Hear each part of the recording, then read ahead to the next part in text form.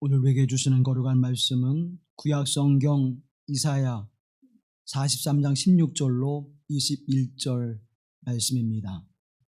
이사야 43장 16절로 21절 말씀을 받들어 읽을 때에 거룩하신 하나님의 음성을 들으시기를 기원합니다.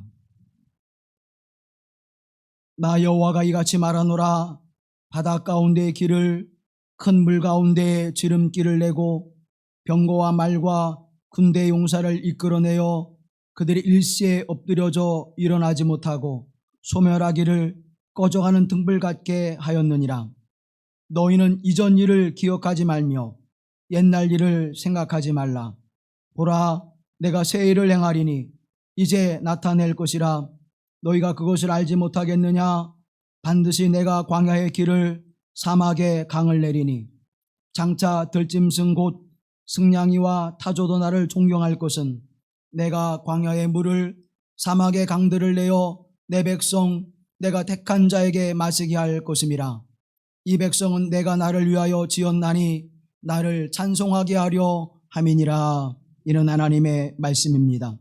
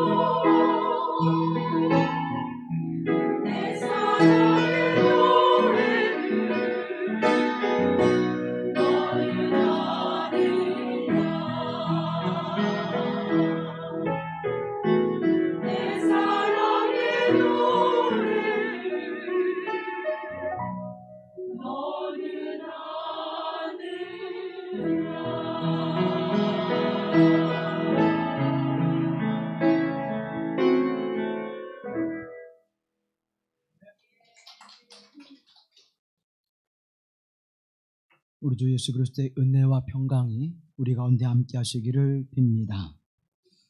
많은 사람들은 인생에 대해서 생각하고 고민하며 고뇌합니다. 어떻게 하면 우리의 인생을 잘 살아갈 수 있을까? 또 인생이라고 하는 것이 무엇인가? 우리가 삶을 살아가면서 늘 고민하게 되어지는데, 프랑스의 실존주의 철학자인 장폴 사르트라고 하는 사람은 인생은 B와 D 사이의 C다, 그렇게 이야기합니다. B라고 하는 것은 birth, 태어남을 이야기하고, D라고 하는 것은 death, 죽음을 이야기하죠. 그리고 그 사이에 C, choice. 그래서 우리의 인생이라고 하는 것은 태어남과 죽음, 삶과 죽음 사이에 선택하며 살아가는 것이 우리의 인생이다, 그렇게 정의하고 있습니다. 가만히 보면 굉장히 많이 동의하게 되어지죠. 우리는 매일매일의 인생 속에서 무엇인가 선택하며 살아갑니다. 무엇인가를 향하여 바라보게 되어지죠. 그 인생의 삶의 모습이 우리에게 어떻게 주어지든지 오늘 우리는 또 무엇인가 선택하며 살아가야 합니다. 그런데 이 선택이라고 하는 것이 결코 쉽지 않습니다. 선한 것, 의로운 것, 거룩한 것을 선택하면서 내가 지금 이 행하는 길이 어떤 길인지를, 내가 행하는 이 길이 온전한 길인지를, 내가 이 행하는 길이 하나님께서 기뻐하시는 길을 선택하며 살아가고 있는지, 또 그 선택에 있어서 우리는 늘 두 가지의 마음이 흔들리게 되어집니다. 그것을 우리는 양가 감정이다, 그렇게 이야기하는데, 이 양가 감정은 어떤 것을 선택했을 때 이 선택한 것보다 더 좋은 것이 있을 텐데, 또 그 선택함과 동시에 부정적인 것과 긍정적인 것, 긍정적인 것과 부정적인 것이 동시에 우리 마음에서 발현되어질 때 상반되어지는 감정이 우리를 혼란스럽게 만들지요. 이것을 선택하면 참 좋긴 한데 나한테 잘 안 어울려. 이것은 참 좋긴 한데 조금 무엇인가 아쉬워. 우리는 늘 그렇게 살아갑니다. 음식을 먹을 때에도, 또 무엇인가 우리가 구매할 때에도 그런 갈등과 모습이 우리에게 늘 존재하게 되어집니다. 그럼에도 불구하고 우리는 무엇인가 하나를 선택하며 살아가죠. 오늘 주일을 내가 하나님 앞에 거룩하게 지킬 것인가, 아니면 내가 급한 일을 먼저 할 것인가. 그것을 선택함에 있어서 우리는 두 마음이 우리를 갈등하게 만들고, 영과 육이, 사랑과 미움이 우리 속에서 늘 갈등하게 하듯 그런 삶의 모습 속에서 우리는 살아가고 있습니다. 저는 여기에 이를 더하고 싶습니다. 인생이라고 하는 것은 B와 D 사이의 C인데 그 결과는 E로 열매 맺는다. E라고 하는 것은 end, 끝, 또는 eternity라고 하는 영원이라고 이야기하고 싶습니다. 우리의 인생을 선택하며 살아가는데 그 인생의 end, 끝, 마지막 끝이 무엇으로 결과지어지느냐. 사랑하는 성도 여러분, 여러분의 선택의 그 결과의 끝이 eternity, 영원한 곳으로, 영원으로 결과 맺으며 그 열매를 거두시기를 간절히 기원합니다. 이 영원한 삶의 모습이 우리에게 주어지지 않는다면 우리는 헛된 삶의 모습을 살아갈 수밖에 없습니다. 왜 갈등하게 되어지느냐? 여전히 우리 안에 선한 것과 불의한 것, 그 두 마음이 존재하고 있기 때문입니다. 종교개혁자 마틴 루터는 인간이라고 하는 것은, 그리스도인이라고 하는 것은 의인이면서 동시에 죄인이다라고 이야기합니다. 그리스도인은 의인이면서 동시에 죄인이다. 그래서 끊임없이 계속적으로 성화를 이뤄가는 일에 힘써야 한다고 이야기합니다. 영과 육의 삶 속에서 영적인 걸 선택할 수 있도록, 옛사람과 거듭난 새 사람의 모습 속에서 늘 새 사람으로 살아갈 수 있도록 노력하고 힘쓰며 애써야 한다고 이야기하는 것입니다. 그것을 우리는 성화라고 이야기하고 있습니다. 이 성화라고 하는 것은 죄인된 모습에서 본질적으로 우리가 벗어나지 못한 결과이죠. 그것을 이루기 위해서 성화의 길을 가야 되고, 성화를 이루어내지 못할 때 우리는 다시 죄인의 모습으로, 옛사람의 모습으로 타락하며 그렇게 우리는 주저앉게 될 수밖에 없지요. 예수님께서 다시 이 땅에 오실 때 우리에게 완전한 성화가 이루어질 것입니다. 이제는 죄성이 완전히 소멸되어지고 하나님과 같이, 예수 그리스도와 같이 선한 존재로 세워지게 하시는 하나님의 은혜가 우리에게 주어질 것입니다. 그러나 그 이전까지는 여전히 우리는 죄인된 연약한 모습으로 살아갈 수밖에 없습니다. 나약한 모습으로, 또 부족한 모습으로 우리가 선택하는 것에 있어서 때로는 영적인 것을 갈망하면서도 육적인 것을 선택하고, 때로는 육적인 것을 선택하면서도 영적인 것이 있어야 되는데 하는 아쉬움 속에 살아가는 그 모습을 가지고 살아갈 수밖에 없습니다. 예수님께서 어느 날 이스라엘 국경 근처를 지나가게 됐습니다. 그곳에서 세금을 받는 마태를 만나게 되죠. 예수님은 세리 마태를 부르셨습니다. 기쁨이 충만한 마태는 예수님을 자신의 집으로 초대해서 이제 많은 음식을 대접합니다. 예수님께서 음식을 잡수실 때에 그것을 바라보는 바리새인들이 와서 어떻게 세리와 죄인들과 함께 음식을 나누며 한자리에서 그것을 먹고 있습니까? 라고 예수님을 책망하며 비난하자 예수님께서는 이렇게 말씀하시죠. 건강한 자에게는 의사가 쓸데없고 병든 자에게야 쓸데가 있느니라. 그럼에도 계속해서 의아해하고 있는, 계속해서 비난의 눈초리를 가지고 있는 그들을 향해서 예수님께서는 이렇게 말씀합니다. 마태복음 9장에 보면 너희는 가서 내가 긍휼을 원하고 제사를 원하지 아니하노라 하신 뜻이 무엇인지 배우라. 나는 의인을 부르러 온 것이 아니요 죄인을 부르러 왔노라 하시니라. 죄인을 부르러 왔노라. 우리가 연약함 속에서, 나약함 속에서, 부족함 속에서 살아가지만 여전히 나를 사랑하시는 하나님, 그래서 우리를 부르셔서 의로운 자로 세우신 하나님, 내 의지가 연약해서, 내 열심이 부족해서, 내 믿음이 약해서 하나님의 말씀에 순종하지 못하는 나의 삶의 모습을 하나님은 아시면서도, 여전히 죄의 길을 걸어가는 우리의 삶의 모습을 아시면서도 주님은 우리를 부르고 계십니다.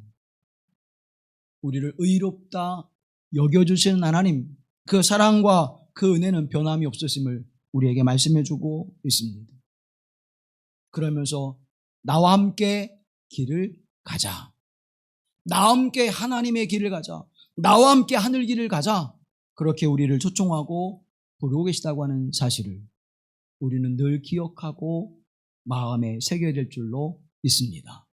그러면 우리가 하나님의 길, 우리의 삶 속에서 갈등하지 않고 번민하지 않고 양가 감정을 억누르고 그것을 절제하고 그것을 넘어서서 하나님의 길을 어떻게 선택하며 그것을 바라볼 수 있을까요?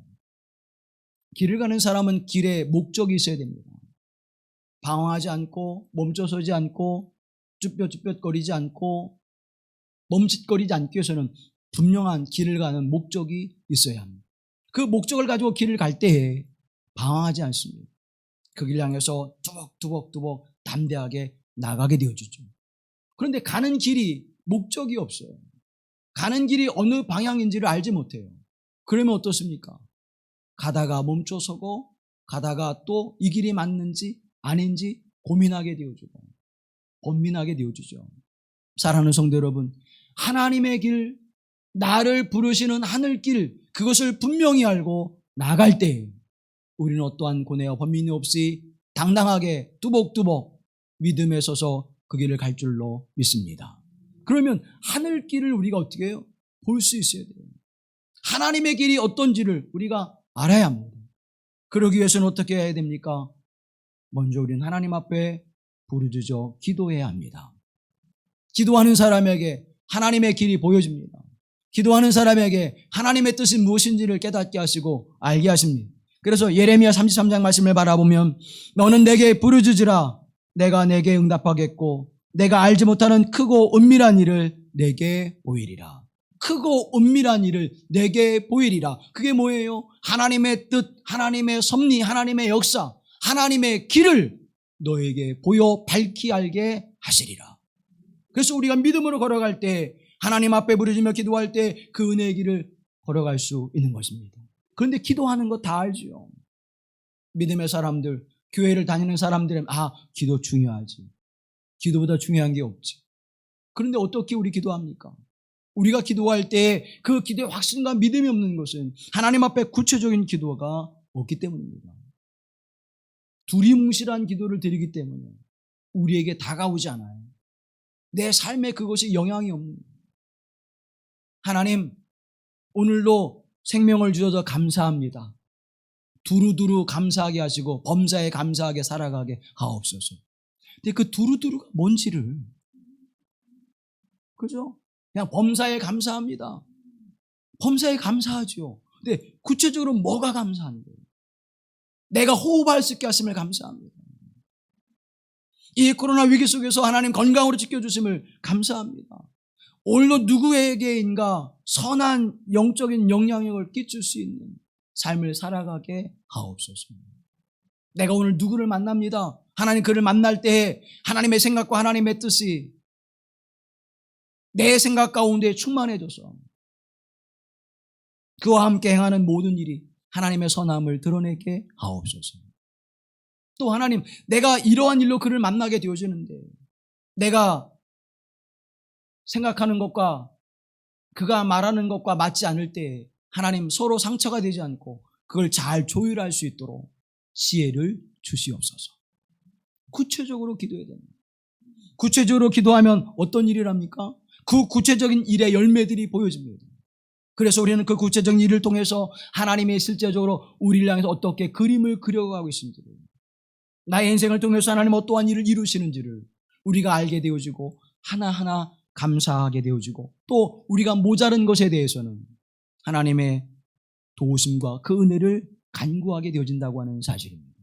하나님, 오늘 이와 같은 일을 이루는데 내 마음에 분노와 화가 있었지만 하나님의 성령이 함께 해주셔서 그를 향하여 화를 품지 않게 하시고 하나님의 말씀으로 권면하게 하시사 화평을 이루게 하심을 감사합니다.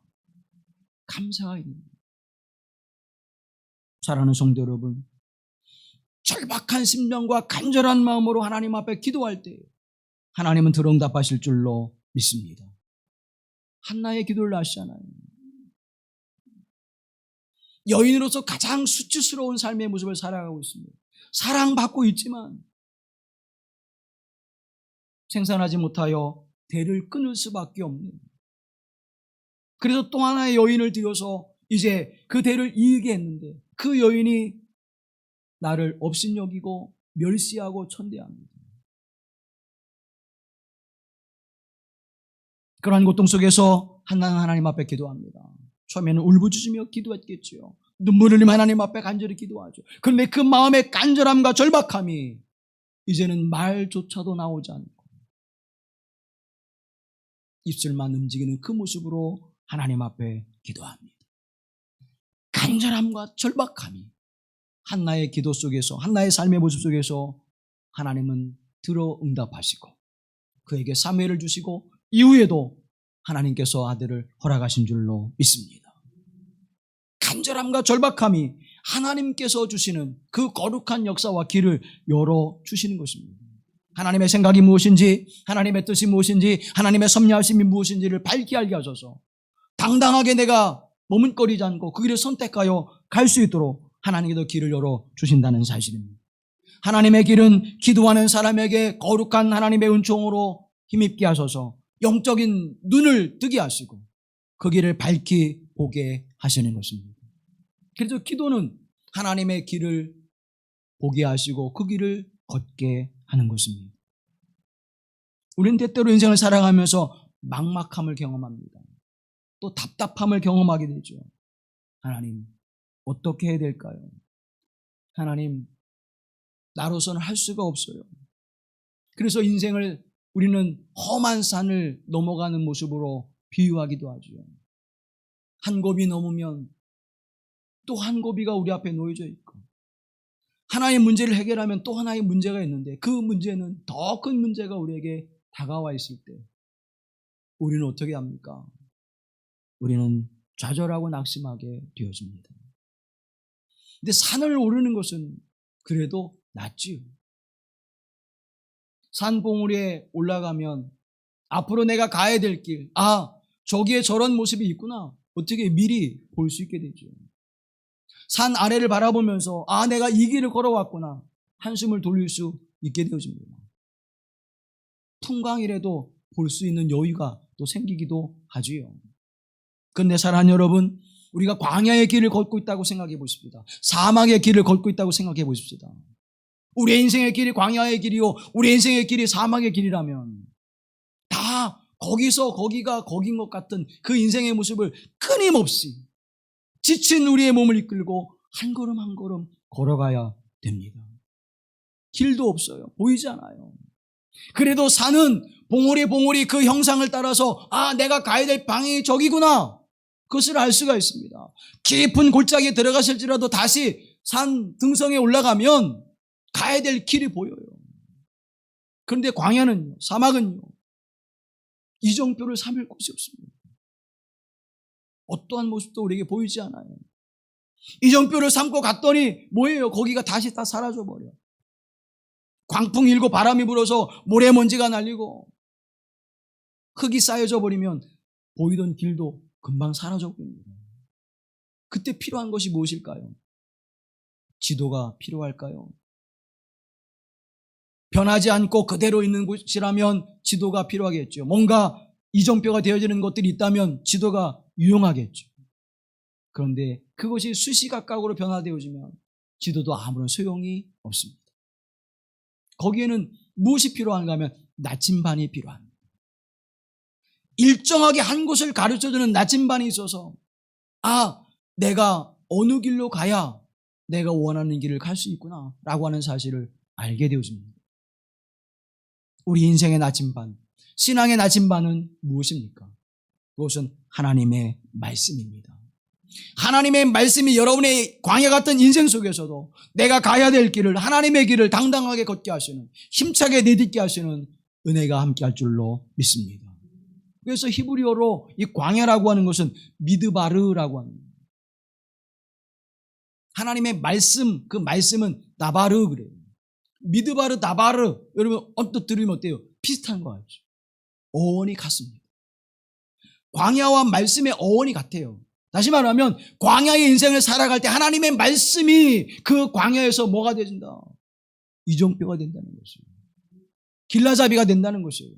하나님의 영광과 풍성한 은혜를 향하여 걸어가는 발걸음의 길이 분명한 생명과 진리의 길을 나타내 보여주시는 이정표가 되어짐을 우리에게 말씀해주고 있는 것입니다. 또 하나는 왜 광야야 말씀이 한 어원에서 나왔을까요? 광야는 하나님의 말씀을 듣고 순종하는 열매를 거두는 곳입니다. 순종의 훈련을 행하는 것이에요. 그래서 이스라엘 백성들이 광야에서 하나님의 말씀이 주어져 그 말씀에 순종하는 삶의 모습을 살아갔던 것입니다. 출애굽기 15장 26절을 표준 세모로 읽어보면 이렇게 성경은 증언해주고 있습니다.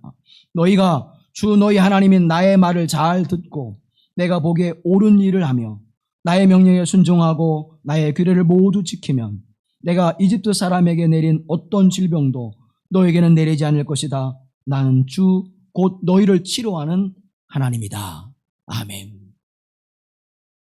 하나님은 우리를 치료하신 하나님이요, 하나님 우리에게 어떠한 질병도 이르지 않으시는 하나님이요, 하나님 우리에게 어떤 인생의 고통과 고난도 시험과 어려움도 주지 아니하시는 하나님이십니다. 그런데 어떤 하나님이시를 믿을 때 그렇습니까?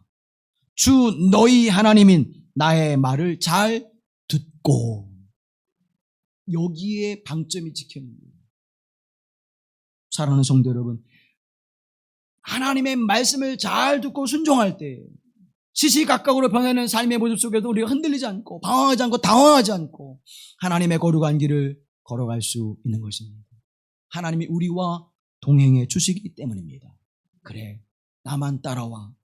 나를 따라오면 영생의 길을, 나를 따라오면 하나님의 길을, 나를 따라오면 하나님이 내게 허락하신 바 되시는 거룩한 은혜의 길을 갈 수 있어. 우리에게 말씀해 주고 있는 것입니다. 그 거룩한 삶의 은총이 우리에게 주어지는 것이죠.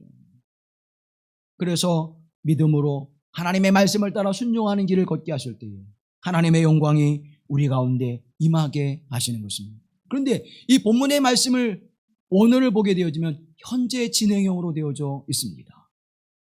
현재 진행형은 언제? 그 말씀이 선포되는 그때로부터 계속해서 계속되어진다는 거예요. 지금도 하나님의 말씀을 잘 듣고 순종하면 이 위기 속에서, 여러분의 삶의 위기 속에서, 인생의 위기 속에서 하나님은 그것을 견뎌나가게 하시고 피할 길을 주시며 그것을 넘어서게 하시는 하나님의 은혜가 함께할 줄로 믿습니다. 더욱 깊이 하나님과 기도를 통하여 영적 교제를 가지십시오. 더욱 굳게 하나님의 말씀을 붙잡고 묵상하며 그 말씀에 순종하십시오.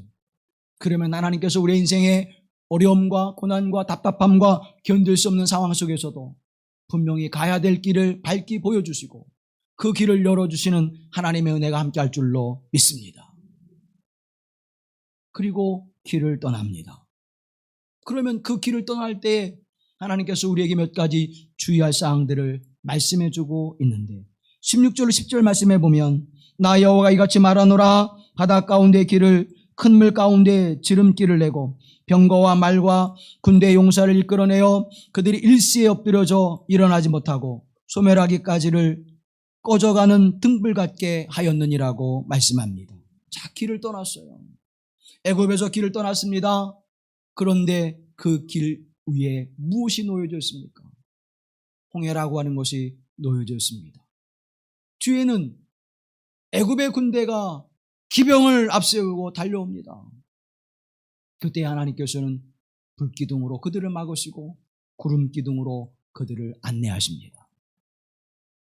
홍해 앞에 놓여집니다. 홍해가 앞에 놓여졌을 때 하나님은 그 홍해를 가르시고 그곳을 마르게 하셔서 마른 땅을 걷게 하신 하나님의 은혜를 이스라엘 백성들에게 은혜를 내려주셔서 그들이 다 건너가게 하십니다. 그리고는 그들을 따르는 위험, 두려움의 대상이었던 애굽의 군대를 홍해에서 수장해 버리시죠. 다시 물이 닫힘으로 말미암아 그들이 거기서 수장되어집니다. 얼마나 기이하고 놀라운 일입니까? 그런데 하나님 말씀합니다. 18절 말씀 다 같이 보시죠. 너희는 이전 일을 기억하지 말며 옛날 일을 생각하지 말라. 왜 하나님은 그 기이하고 놀라운 일을 기억하고 생각하지 말라고 하셨을까요? 사랑하는 성도 여러분, 홍해의 기적은 놀라운 일입니다. 하나님의 불기둥으로 애굽의 군대를 막으시는 것은 기이한 일입니다. 그런데 그 일을 너희는 기억하지 말라. 생각하지 말라고 하십니다. 왜 생각하고 기억하지 말라고 하십니까? 그거를 되뇌이면 오늘을 살지 못하기 때문입니다. 여러분, 옛날 생각에 추억에 빠져 사는 사람들은 오늘의 삶의 모습이 어때요? 그것과 비교할 수 없는 어려움과 고난의 길을 걷고 있기 때문입니다. 나도 옛날에는 건강했지. 뭐 힘차게 내가 살았거든. 산도 내가 며칠씩 몇 박을 하면서 내가 산을 탔던 사람이야. 지금은 그렇지 못하다는 거죠. 내가 그전에는 이렇게 잘 살았는데, 내가 그전에 이렇게 건강하게 편안하게 살았는데 지금은, 그래서 자꾸 지금을 자꾸 보고 싶지 않은 거예요. 지금을 자꾸 멀리해 두고 싶어요. 그래서 자꾸 옛날 일을 기억하는 거예요. 그래서 오늘을 살아가면서도 옛 것에 추억하며 살아가는 존재가 되어주죠. 그런 사람들은 오늘을 잘 살아낼 수가 없습니다. 또 하나의 모습은 왜 기억하지 말라, 생각하지 말라고 하시는가 하면, 나도 옛날에 그렇게 했었거든. 그 은혜를 내가 누렸었거든.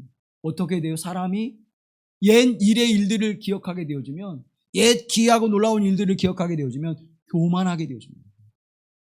하나님 앞에 겸손하지 못하게 되어지죠. 내가 옛날 그랬거든. 당신이 하는 거 뭐 그건 비할 것도 없어. 나는 예전에 그보다 더한 일들을 했어. 지금은 그 삶을 살아내지 못하고 있잖아요. 현재의 나의 삶의 모습에 가로막는, 그래서 내가 더 간절하고 절박하게 하나님 앞에 부르짖으며 주의 말씀에 순종하는 그 일을 옛 추억으로, 옛 기억으로, 옛 생각으로 자꾸 어떻게 멈춰 서버리게 하는 것입니다. 그 절박함이 사라지는 것입니다. 그런데 주님은 우리에게 말씀합니다. 내가 새 일을 행하리라. 이전보다 더 놀랍고 귀한 일들을 내가 지금 나에게 부르짖고 기도하면, 내게 순종하고 겸손히 나에게 무릎을 꿇으면 내가 너에게 귀한 일들을 이룰 것이야. 사랑하는 성도 여러분, 홍해가 열려진 다음에 이스라엘 백성들이 다 건너갑니다. 그리고 홍해가 어떻게 해요? 다시 닫혀지게 되죠. 두 가지 이유입니다. 하나는 애굽의 군대를 수장시키기 위해서, 멸하시기 위해서 하나님이 그것을 닫히셨어요. 우리의 두려움의 대상, 사단의 역사를 막으시기 위해서 하나님이 그것을 닫으셨어요. 또 하나는 어떤 것입니까? 또 하나는 다시는 너희가 애굽으로 돌아갈 수 없다는 것을 말씀해 주고 있는 것입니다. 옛사람으로 돌아갈 수 없다는 거예요. 하나님 우리 주 예수 그리스도를 알고 거듭난 인생의 삶을 살아가는 너희는 다시는 옛사람의 모습을 취하지 말라는 것입니다. 그런데 우리는 여전히 간판만 바꾸고 새롭게 변하는 것처럼 우리는 하나님 앞에 나 회개했거든? 그러면서 우리의 모습은 여전히 죄인의 길을, 여전히 불의한 길을, 여전히 불순종의 길을 걷고 있지는 않습니까? 닫아버리십시오. 아니, 홍해는 닫혀졌습니다. 하나님, 내가 다시는 애굽을 돌아보지 않게 하시고 애굽을 향하여 내 마음과 생각을 두지 않게 하옵소서. 여러분 보세요. 이스라엘 백성들이 닫힌 홍해를 이제 생각하고 이제는 앞만 바라보면서 하나님이 어떻게 새 일을 행하시는지, 어떻게 일을 행하시는지를 바라보고 갔다면 원망과 불평이 없죠. 우리가 그때 거기에서 먹었던 마늘, 부추, 향신료가 가득해서 맛있게 먹었던 그때가 지금도 생각나는구나. 뭐가 되었어요, 여러분? 원망이 됐습니다. 불평이 됐습니다. 그것이 여러분 하나님이 계신가 안 계신가 우리가 한번 시험해보자. 엄청난 죄악의 길로 들어섰는데 하나님께서 전염병으로 그들을 심판하시는 역사가 나타나게 될 수밖에 없었다는 사실입니다. 무엇이요? 끊어버리고 생각하지 않아야 되고 기억하지 않아야 될 일들을 기억할 때 그들은 또다시 하나님 앞에 범죄의 길을, 불의의 길을 걷게 되어집니다. 1991년 브라질의 아마존으로 한 선교사님이 파송이 되어집니다. 정말 그들을 위해서 헌신하고 그리스도의 사랑으로 복음을 전했어요. 그런데 그 마음을 알아주지 못하고 인디오들이 선교사가 먹는 음식에 독을 타서 죽을 뻔한 고비를 넘기게 됩니다.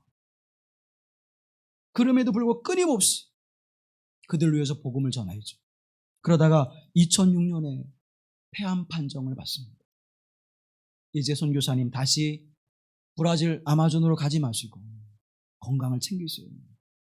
아니요. 내가 있어야 될 자리는, 내가 마지막까지 있어야 될 자리는 그들과 함께하는 것입니다. 그곳에 가서 복음을 전하며 다시 인생을 살아갑니다. 그리고 4년 후인 2010년에 폐암 말기가 되어져 더 이상 어렵고 힘든 그 모습을 갖게 됩니다. 더 이상 선교할 수가 없어. 그때 사람들은 손가락질을 봐. 그렇게 고집부리더니 이런 결과가 오지 않아.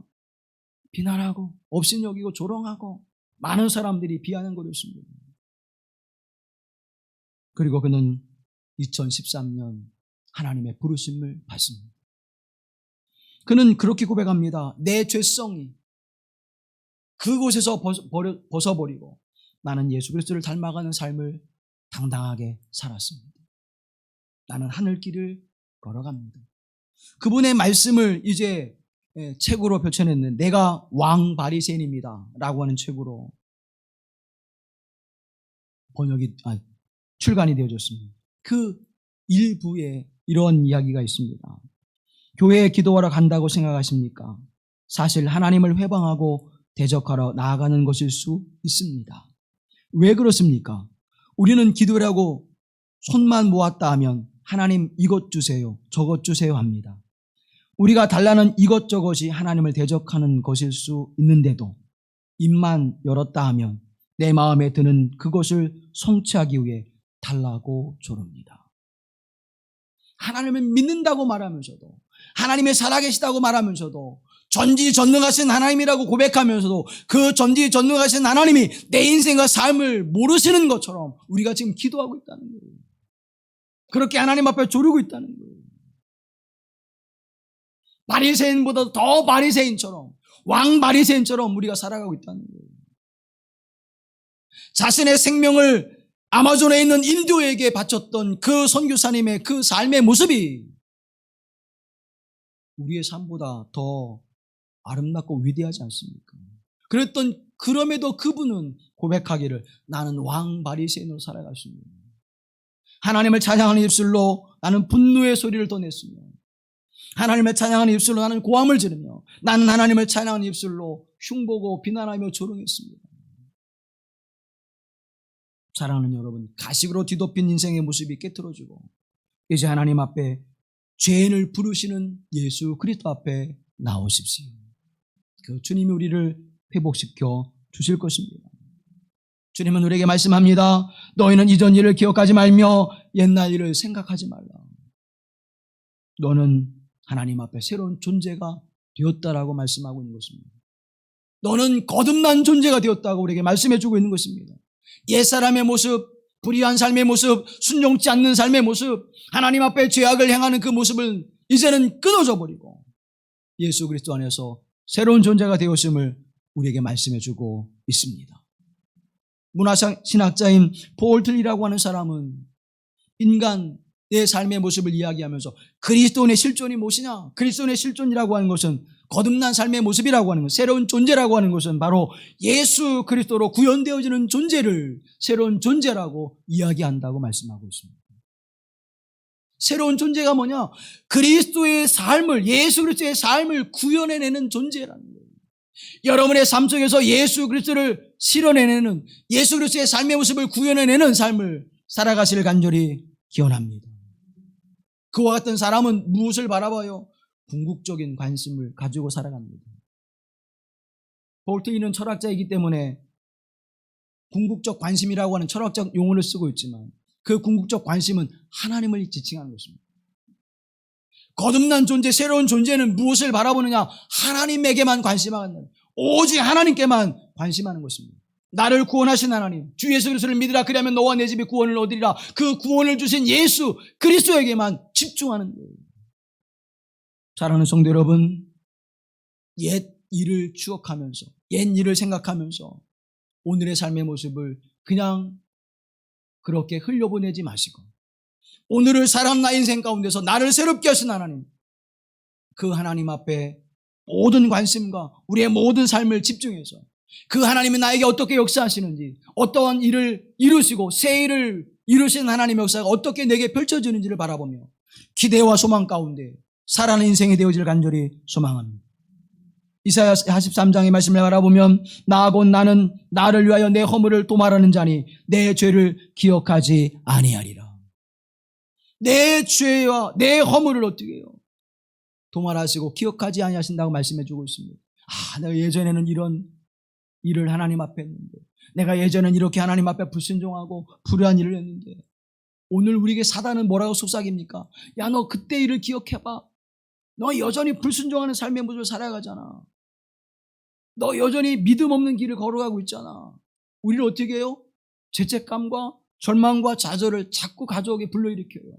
그런데 하나님 뭐라고 말씀합니까? 나는 나를 위하여 내 허물을 도말하는 자니 내 죄를 기억하지 아니하리라. 하나님은 우리의 죄를 기억하지 않으신 하나님이십니다. 하나님은 우리의 허물을 기억하지 아니하시는 하나님이십니다. 도말하여 버렸다고 말씀해 주고 있습니다. 43장 19절 20절 말씀에 바르면 보라 내가 새 일을 행하리니 이제 나타낼 것이라 너희가 그것을 알지 못하겠느냐 반드시 내가 광야의 길을 사막의 강을 내리니 장차 들짐승 곧 승냥이와 타조도 나를 존경할 것은 내가 광야의 물을 사막의 강을 내어 내 백성 내가 택한 자에게 마시게 할 것임이니라. 아멘. 아멘. 광야의 길을 내며 사막의 강물을 내어서 그것을 마시게 하실 것입니다. 누구에게요? 거듭난 자에게, 새로운 존재에게, 하나님의 거룩한 길을 향하는 이들에게 그 은혜를 베풀어 주시라고 말씀해주고 있는 것입니다. 그러므로 너희는 옛것을 생각하면서 그것을 추억하면서 교만해지거나 옛것을 생각하면서 좌절하고 낙심하며 죄책감에 사로잡히거나 그렇게 하지 말라는 것입니다. 오직 하나님의 말씀, 새롭게 선포된 하나님의 그 말씀에 집중하고 귀를 기울여 그 하나님의 음성을 들을 뿐만 아니라 그 음성 속에 살아가게 하시는 하나님의 은총이 우리에게 임할 때 순종하라는 것입니다. 그 순종할 때 하나님의 길이 열려지는 줄로 믿습니다. 하나님의 길은, 영생의 길은, 하늘 길은 순종하는 사람에게 열려지는 것입니다. 그런데 이 새 일을 행하리라고 하는 말씀이 현재 진행형으로 되어 이미 뭐예요? 하나님이 시작하셨다는 거예요. 나를 그렇게 구별하실 때에 내 죄를 도말하시고 내 허물을 기억하지 않으실 때에 하나님은 어떻게 해요? 이미 하나님의 새 일을 누구를 위하여? 나를 위하여 하나님의 새 일을 이루셨다고 말씀해 주고 있는 것입니다. 그것을 보라 그렇게 말씀하세요. 기도할 때 그 길이 보입니다. 말씀을 묵상하고 말씀에 순종할 때 그 길이 보입니다. 사랑하는 성도 여러분, 밝게 보이는 그 길을 향해서 오늘도 당당하게 담대하게 그 길을 걸어가십시오. 하나님이 보여주시는 그 길을 걸어가십시오. 그 길은 영광의 길이요 그 길은 하나님께서 우리에게 은혜를 베푸시는 길이요 그 길은 평안과 기쁨이 있는 길이요 그 길은 하나님을 찬송케 하시는 은총의 길입니다. 원망과 불평과 두려움과 의심과 근심이 사라지는 길입니다. 이제는 하나님 앞에 그 길을 보여줄 때 두려움이 없어요. 여러분 산속을 가다가 길을 잃어버리면 두려움이 오죠. 근심이 오죠. 아, 해는 지고 있는데 빨리 내려가야 될 텐데 길이 보이지 않을 때 두려움이 엄습해 오잖아요. 인생의 길도 마찬가지잖아요. 어떻게 가야 될까? 어떤 길을 선택해야 될까? 두려움과 근심과 염려가 우리에게 오잖아요. 그런데 길이 보여지면 산속을 한참 헤매다가 길이 나타나면 어때요? 마음에 평안이 오고 기쁨이 오잖아요. 여러분의 인생 길을 위해서도 하나님이 보여주시는 길이 밝게 보여져 당당하게 기쁨으로 그 길을 걸어갈 수 있는 은혜가 함께 하시길 간절히 소망합니다. 사랑하는 여러분, 왜요? 왜 하나님 보여주시는 그 길이 그렇게 기쁨이 되어지고 은혜가 되어집니까? 이사야 43장 15절 말씀 다 같이 보시죠. 나는 여호와 너의 거룩한 이여 이스라엘의 창조자요 너희의 왕이니라. 아멘. 거룩하신 하나님, 창조자 하나님, 우리의 왕이 되신 하나님께서 우리의 길을 아픔과 고통과 시련과 고난의 흔적을 싹 지워져 버리시고 이젠 하나님 앞 평안과 기쁨의 길을 걷게 하실 줄로 믿습니다. 광야에서 길을 내시는 아버지 하나님, 사막의 강을 흐르게 하소서. 강물을 통하여 그 물을 마시게 하신 하나님, 그 하나님이 내 인생길 위에도 길을 내주시고 내 삶 속에서도 생명의 생수를 솟게 하셔서 그 물을 마시게 하시는 하나님의 은총이 우리 가운데 함께 할 줄로 믿습니다. 그러므로 너희는 옛것을 벗어버리라는 거예요. 너는 새로운 존재가 되었다. 너는 새로운 사람이다. 그러므로 너희는 새로운 일을 향해서 그것을 향해 달려가라고 우리에게 말씀해주고 있는 것입니다. 힘들고 어렵고 고난스럽고 고통스럽고 어떠한 인생의 모습을 살아왔던 그것이 우리에게 중요하지 않다는 거예요. 지금 여기에서 창조자 하나님, 거룩하신 하나님, 생명의 주인 되신 하나님, 그 하나님을 바라보고 이 길을 걸어가라는 것입니다. 그 길 끝에 영생이 있습니다. 그 길 끝에 하나님의 나라가 있습니다. 그 길 끝에 내 인생의 문제를 해결해 주시는 하나님의 은혜가 있습니다. 사랑하는 성도 여러분, 그 하나님 자녀됨의 길을 기억하고 회복하라는 것입니다. 하나님이 우리에게 자비와 긍휼과 은혜를 베푸시는 그 거룩하신 하나님이 나의 하나님 되심을 고백하며 믿음으로 그 길을 가라고 말씀해 주고 있는 것입니다. 핀치라고 하는 사람이 쓴 시 한 편을 여러분에게 들려드리고자 합니다. 이 길의 끝이 보이지 않을 때, 어둠이 밀려올 때, 모든 일이 틀어지고 친구 한 명조차도 곁에 없을 때, 그때는 기억해. 너는 사랑받고 있음을. 너의 힘을 다해 미소조차 지어지지 않을 때, 기분이 울적해질 때, 아무리 날개를 펼쳐봐도 날아오를 수 없을 때, 그때는 기억해 너는 사랑받고 있음을. 너의 힘을 다해 보지도 못한 채 시간이 다하고 손을 써보지도 전에 모든 것이 끝날 때, 사소한 일들조차 너를 괴롭히고 도무지 승리가 잡히지 않을 때, 그때는 기억해 너는 사랑받고 있음을. 사랑하는 사람들은 너무 멀리 있고 너 혼자 모든 것을 감당해야 할 때, 어떤 말도 나오지 않을 만큼 외롭고 힘들 때, 고독한 현실이 두려움으로 몰려올 때, 그때는 기억해 너는 사랑받고 있음을. 사랑하는 여러분, 우리의 삶에도 힘들고 어려운 순간이 다가옵니다. 때로는 옛것을 추억하면서 오늘을 잊어버리고 싶은 마음과 그 생각들이 가득할 때가 있을 것입니다. 그런데 그때 우리는 옛것을 생각하고 옛것을 기억하지 말며 무엇을 생각하라는 거예요? 무엇을 기다리라는 거예요? 하나님의 사랑과 그 은혜가 있음을 기억하고 그 말씀의 은총 앞에 서라는 것입니다. 하나님의 무한한 사랑과 은혜가 있음을 기억하라는 거예요. 하나님의 성령이 우리 가운데 함께 하심을 믿음으로 바라보라는 것입니다. 하나님의 성령은 어떤 분이십니까? 우리의 죄악을 용서해 주시고 우리가 다시는 죄를 짓지 않도록 우리의 길을 인도하여 주시며 우리의 영혼을 회복시켜 주시는 분이 하나님의 영이 아니십니까? 악한 영은요, 우리의 삶의 모습을 들추어내어서 우리를 죄책감에 들게 하고 패배감에 빠지게 하는 것이 악한 영의 역사입니다. 하나님의 성령의 역사는 어떤 역사입니까? 우리 예수 그리스도의 믿음으로 우리를 이끌 뿐만 아니라 하나님을 아바 아버지라 부르게 하시고 예수 그리스도를 나의 주님으로 고백하며 하나님의 자녀된 권세를 가지고 살아가게 하시는 은혜를 베푸시는 하나님, 그것을 생각나게 하시고 그것을 가지고 살아갈 수 있도록 우리에게 깨닫게 하시는 하나님, 그 분이 하나님의 영이십니다.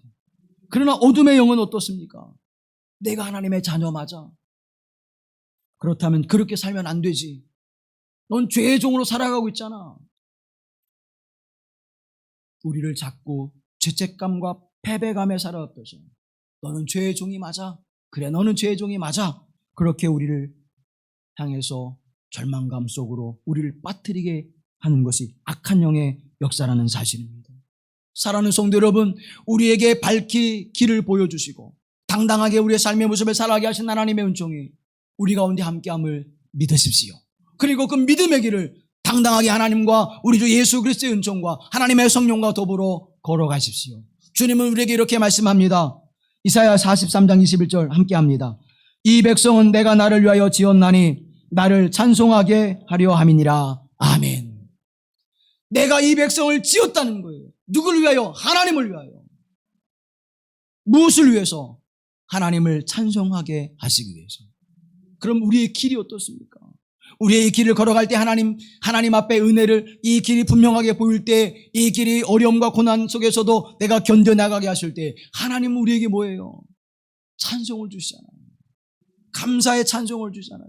하나님, 오늘도 내가 어려움과 고난이 있었지만, 근심되는 일이 있었지만 하나님의 말씀에 순종했더니, 하나님 앞에 부르짖며 기도했더니 내게 평안 주시고 이것을 이기게 하시고 견디게 하셔서 영혼의 기쁨과 감사로 하나님을 찬송케 하여 주심을 감사합니다. 결국 우리는 하나님을 찬송하는 자로 하나님 이끌어 주시는 거잖아요. 그렇게 세워 가시는 거잖아요. 사랑하는 성도 여러분, 하나님의 성령의 역사를 마음을 활짝 열고 하나님이 어떠한 일을 이루시는지, 어떠한 역사를 만들어 가신지를 바라보십시오. 그 속에서 하나님 우리에게 놀라운 일들을 이루실 것입니다. 저와 여러분은 누구입니까? 하나님의 자녀가 되는 권세를 받은 자들이 아닙니까? 그 권세로 어둠을 이기십시오. 그 권세로 패배감과 좌절감과 절망감과 죄책감을 가져오는 어둠의 역사를 막으십시오. 하나님 우리를 기쁘게 하시고 우리로 찬송케 하시고 하나님께 영광을 돌리게 하실 줄로 믿습니다.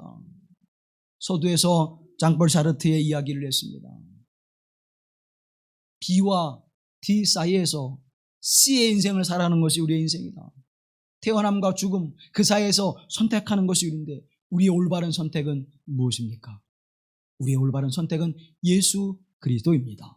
우리의 올바른 선택은 무엇입니까? 하나님의 말씀입니다. 이 말씀과 예수 그리스도를 살아갈 때 우리에게 주어지는 이 엔드 끝, 그것은 무엇으로 열매 맺습니까? 이터널리티, 영원으로 열매 맺게 될 줄로 믿습니다. 여러분이 가는 이 길은 영원한 길입니다. 여러분이 가는 이 길은 영원한 하나님 나라를 향하는 길입니다. 영생을 향하는 길입니다. 이 믿음의 길을 오늘도 당당하게 주님과 함께 더불어 가십시오. 자비로우신 아버지 하나님, 오늘 우리를 이곳에 부르셔서 하나님의 은혜를 허락하시고 나의 하나님 되심을 고백하며 주님과 더불어 영생의 길을 걷게 하여 주심을 감사합니다. 이 길을 걸어갈 때마다 찬송과 영광을 하나님께 올려드리는 하나님의 사람들이 되게 하옵소서. 이곳을 출입하는 모든 주의 권속들이 영생의 길을 걸으며 하나님을 찬송케 하옵소서. 우리를 구속하신 예수 그리스도의 이름으로 기도하옵나이다. 아멘.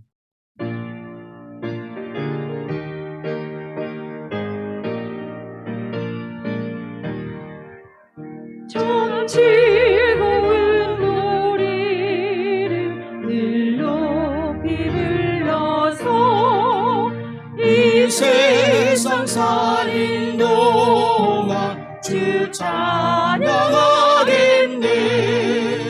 옥주 세상에 올라 멀리 바라보니 나 건너갈 요단강 뚜렷이 보이네. 참 아름다운 노래 늘 높이 부르세. 하늘의 소망 주신 주 찬양하여라. 참 아름다운 노래 다 함께 부르세. 하늘의 기쁨 주신 주 찬양하여라.